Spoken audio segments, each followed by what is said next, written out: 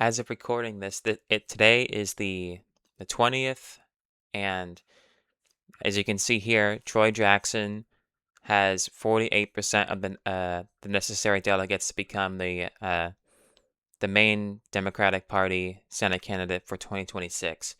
Navir Shah and Shayna Bellows, the other candidates in the race, Jordan Wood has, from my seeing, refused to drop out. But these two have expectedly dropped out and endorsed Troy Jackson. Shayna Bellows and Navir Shah drop out in the main Senate race. And now it is set.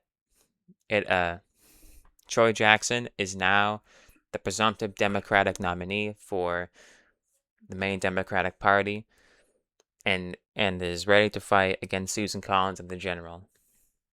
And Troy Jackson, a progressive populist supported by many of the Graham Plattner supporters, that allowed Graham Plattner to get all this energy, this fundraising, even be competitive against Susan Collins, even when he had all these scandals.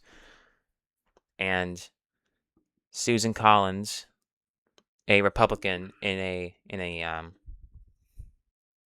blue state, not that blue, but it's still relatively blue. Joe Biden won the state by 9 in 2020. The last time that Susan Collins was on the ballot was in 2020, where Biden was winning the state by 9. So if you're seeing this, Biden wins the state by 9, you should be able to say that Sarah Gideon, the opponent against Susan Collins in 2020, she should have won easily. But no, Susan Collins won re-election by 9 points when Joe Biden was winning the state by 9. She is a drastic outperformer, and now Troy Jackson, a Democrat, is going to be running against her in the general election. Now, 2026 is going to be a drastically different environment from 2020.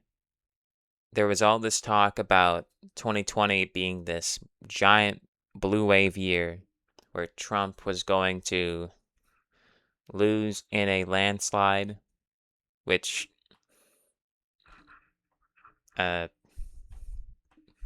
whatever. Okay, but Joe Biden ended up winning by less than expected, only a couple of thousands of votes. The count was 306 to 232. And Susan Collins, even when she was basically set to lose, especially in a presidential year where the Democrat usually wins Maine by quite a lot, and Susan Collins still won against Sarah Gideon in 2020. So she is a drastic outperformer. But Troy Jackson, I would say, is not out of the fight yet. Obviously, because the election's November 3rd, and Susan Collins, like I said, is a Republican, and right now, last time I checked, that the Democrat candidate, not specifically Troy Jackson, but Democrats currently, the last time I checked, have a lead of around 12 points in the generic ballot in the state of Maine. So, as I said before, Susan Collins is an outperformer.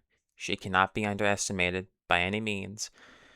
But if Troy Jackson can get that populist energy, that outsider, which he's not really an outsider because he does have an electoral history, a pretty strong one, but Graham Plattner never really had an electoral history, and that turned out to be a weak point.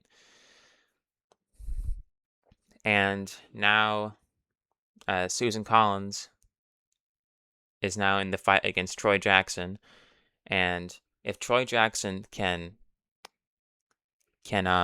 get these moderate,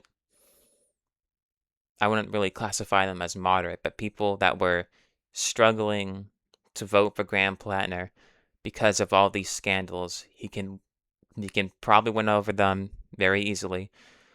And so I would say that this race is 50-50 right now between Susan Collins and Troy Jackson.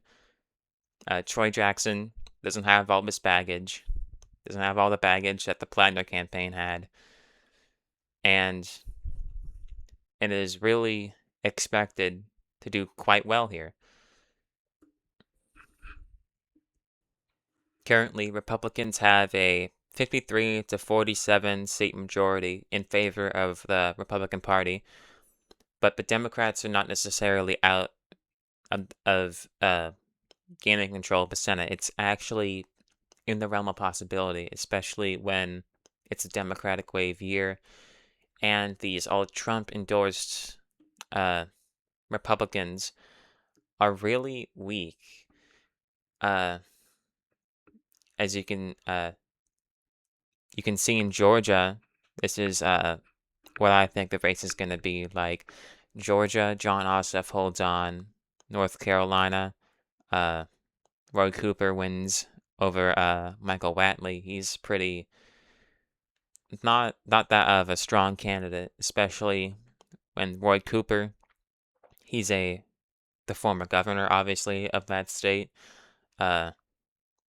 Republicans were so fearful of that candidate, they refused to run somebody against him once. I think it was the Attorney General's race. And this is, I think Texas is going to be close. Ohio is going to be close. I do think Maine is a pure toss-up between Troy Jackson and Susan Collins because, like I said, Susan Collins has the unique ability to win over these voters in a blue state, but Democrats have the advantage on the generic ballot by 12. And if Troy Jackson can really turn out the vote here in ways that Plattner really couldn't, it's actually very likely that the Democrats control the United States Senate. So if Democrats hold on to Georgia and Michigan, they're at the amount of seats that they have now. Michigan's a complicated story because there's this primary between Abdul Al-Sayed and Haley Stevens, and it could destroy their chances at a Senate majority. Believe what you will about which candidate is stronger, but it could destroy it. Let's just assume North Carolina is an automatic pickup, so now they're at 48 seats. Republicans are at 52. And let's just say Mary Peltola wins it in Alaska. So we're at 49 to 51. Republicans still have the majority. So, like I said, Ohio is going to be a tough fight for the Democrats, but a realistic fight. You can't count out Sherrod Brown, and you can't count out James Tallarico. But if this happens, 50, where the Republicans have 50 seats, J.D. Vance, being a Republican, breaks the tie, and Republicans will control the United States Senate. But if Troy Jackson defeats Susan Collins in Maine, Democrats can hold up these Trump appointments, these cabinet picks, these potential even Supreme Court nominations where, let's say, if a liberal justice dies while sitting on the court, or that's probably more likely than a them leaving office, leaving the seat open for a Donald Trump to appoint somebody. But if Democrats win Maine, it is 50-50. Vance still breaks the tie, but it's really harder. It's the Republicans would really have to lose no one, not a single person. Uh, Whoever it is, you can think of Lisa Murkowski, uh, whoever else really. It can be just Lisa Murkowski or Rand Paul. Either one of those two is enough to flip the vote. Let's just they could really hold up the Trump administration's agenda, really. But if they do win the Senate, and obviously, let's just say Tallarico wins in Texas, they break the vice president tie, and Democrats control the Senate. And and if Maine really goes Republican, because Susan Collins wins a re-election against, assuming Troy Jackson, which is very likely at this point because two candidates already dropped out, and now assuming that Susan Collins wins re-election, it gets really hard for the Democrats to control the Senate. They would have to look at places like uh, Florida, which is really unlikely. South Carolina is a unclear story right now because of Lindsey Graham's passing. They would have to look at uh, Josh Turek in Iowa, and that's really it for the Democrats. They really can't go beyond that. They can't really go beyond Iowa. Really, Iowa. Nebraska with independent Dan Osborne. It's unclear who he might caucus with, but I would say he probably aligns more with Democrats. He just uh he would probably caucus with the Democrats.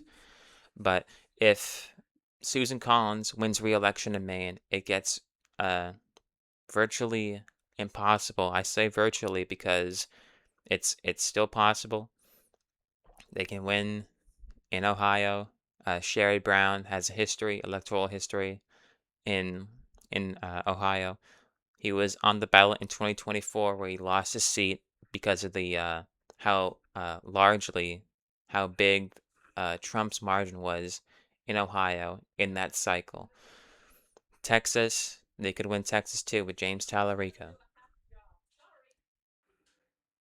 Maine will be the race to watch in 2026, whether Democrats take control of the United States Senate or Republicans hold it. Uh, Insanely important race. If Democrats lose it, they lose the Senate, and if uh, Maine is the bellwether to whether or not Democrats will control the Senate. So make sure you guys keep an eye on this race. It it's close. I would say it's a 50-50 right now. You can really see whoever you want winning. It's a 50-50. Make sure you pay attention, and if you're in Maine, register to vote.